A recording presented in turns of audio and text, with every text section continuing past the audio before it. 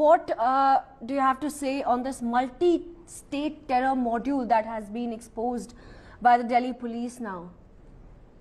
You know, it's not a hidden fact that Pakistan has been repeatedly trying to get our youth over, brainwash them, provide training, and send them across or be on various missions. It can be suicide bombing, it can be different terrorist activities. Now, Pakistan specializes in IT, not information technology, international terrorism. So I am really, actually alarmed by this fact that it's interstate, that they have picked up youth from different places. For example, Major Mohammed Sheikh, who was 47 years old from Mumbai, Osama alias Sami, who was just 22 years old from Delhi. They picked up Mulchad alias Saju, who was 47, Zishan Kamar, who was trained in Pakistan, and Osama, that's Sami. These two were trained in Pakistan. Zishan is 28, Muhammad Abu Bakr is 23, Muhammad Amir Javed is 31. So they pick up these youths and they brainwash them. So my compliments to Delhi police and to the Maharashtra police and to the UP police for keeping a close eye and being alert in nabbing them right at the nick of time. Because in the festive season like Navratra, or they could have done a lot of damage. But then, when we are alert, we know that Pakistan is up to the game, up to the tricks. We should not really fall for it. Just last night, I was on prime time, I was on a news channel, and I was speaking with a senior Pakistani journalist who denied Pakistan's involvement in any kind of terror activities. She said, "Okay, prove it." There's nothing to be proved. I mean, it's proved so many times. We cannot go on repeating the same thing again. So right now, it's about time that the entire international community has to unite and tell Pakistan because they're incorrigible. They do not listen. The only way is this: they cannot pick up a youth and the interesting part is the youth who get brainwashed and radicalized. Their commander sitting on top. I challenge them. I challenge the commanders to themselves come as suicide bombers. No, they will not, because the racket that they're running, they themselves do not. You can kill a militant, you can kill a terrorist, but you cannot kill the ideology. So you kill one head, you cut one head, 10 heads will be born. So the best way is to nip it from the bud, from the root, and the root is Pakistan. It's a known fact. I'm not trying to be anti-Pakistan or trying to shout to no. But the very fact is the only solution is when Pakistan actually stops doing this, that is the time an end of terrorism can actually come.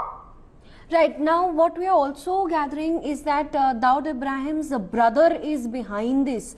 So what do you think is the intention behind this, and what is the message that they are trying to send out with this? See, Anis Ibrahim, the brother of Dawood Ibrahim, of course, the D company was certainly behind it. There is no denying that, though he has appeared on interviews and denied it. Obviously, he will deny. Anybody would deny. The intention behind this was the D company has been under a lot of pressure from ISI. Now, the ISI chief, General Faiz Ahmed, in fact, he had gone to Kabul also to negotiate for seats for the Haqqani network in the Taliban government, which he did manage. Haqqani network, they have a reward. It is in 2008 at the Indian embassy in Kabul. They were the ones who had Sirajuddin Haqqani, who has a reward of millions of dollars on his head.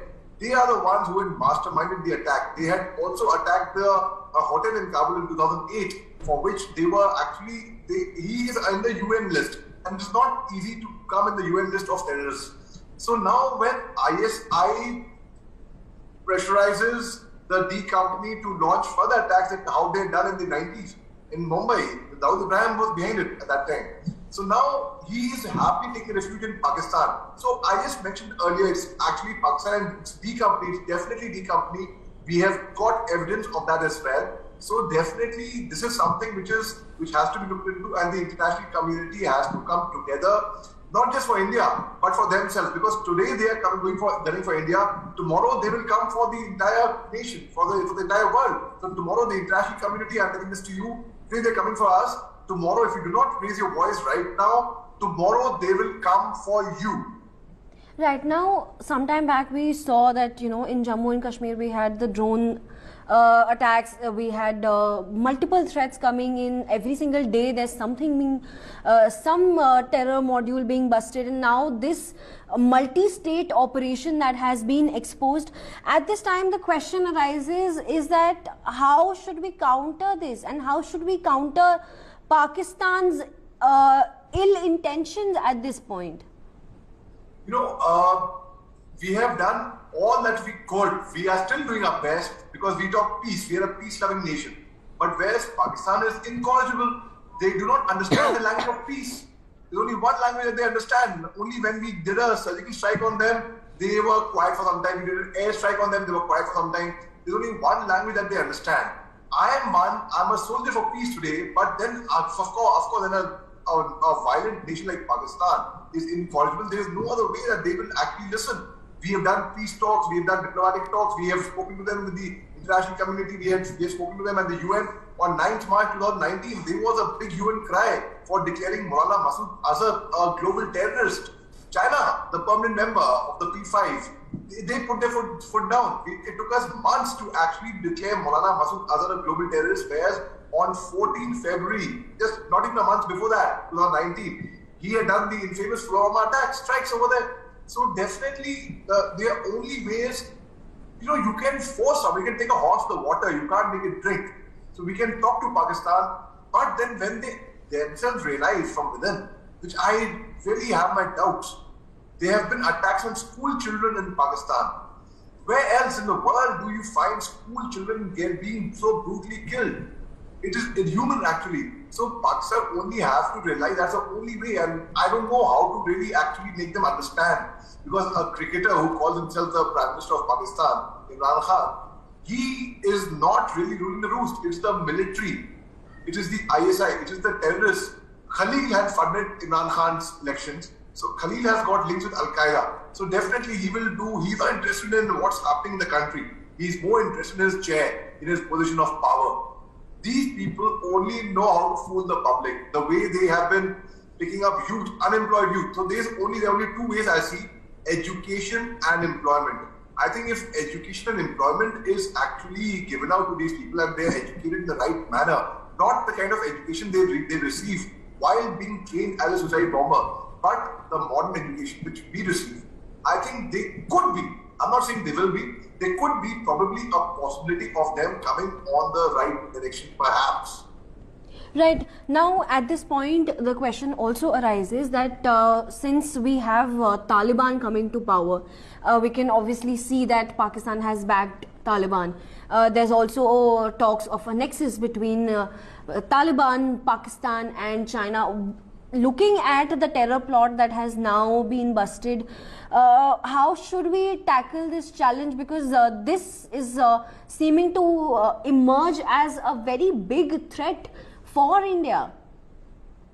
So there definitely is a nexus between China, Pakistan and Taliban. There is no doubt about it. There is no second thought about it.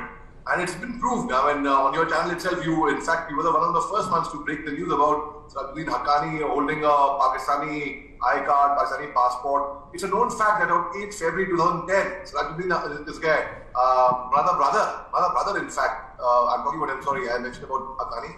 Brother holding a Pakistani passport and an I-card, Pakistani I-card. On 8th February 2010, he was arrested by the Pakistan ISI for his infamous activities. It's a known fact in 2018, almost about after 8 years, he was released from Pakistan on the interference of Zalmay Khalilzad from the US in exchange of some US nationals. So it's a known fact that Pakistan definitely is nothing to be proved in that. So if the whole world knows it, the whole world has seen it. Now, when their own ISI chief, General Faiz Ahmed, goes to Kabul to negotiate seats in the Taliban government for the Haqqani network, so it's one brother had a tiff with Sirajuddin Haqqani in the presidential palace, and where it became a very violent one, and then right now Maulana brother is injured. So definitely China, Pakistan and Taliban, they are one. There's not a nexus, I would call them one actually in a way. So how do we tackle that? It's very, very interesting. The global community, the international community has to come together and call out their shots. Because China, Taliban government is also not going to last for too long, because I do not see either China or anyone funding Taliban for free for too long. Nobody is going to fund anyone for free. Once or twice you'll fund someone, fine, but you cannot carry them on your back lifelong. And Taliban government has no experience of functioning over there. Pakistan, which is broke themselves, have no money to fund Taliban. But yes, they are rendering the support in terms of their manpower, in terms of their, Pakistani military is so ridiculous. They disguise in muftis and civil dress and they cross over as terrorists, where they're trained soldiers of Pakistan Army.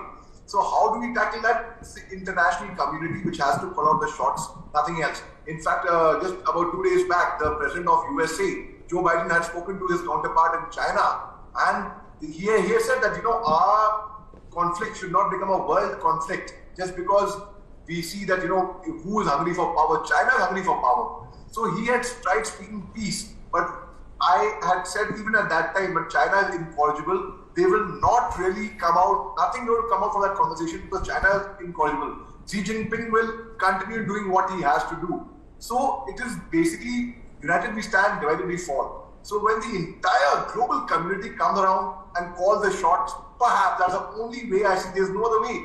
There is slight ray of hope over there, and there's no other ray of hope anywhere else. Absolutely. Major Mohammed Ali Shah, thank you for joining us on the broadcast.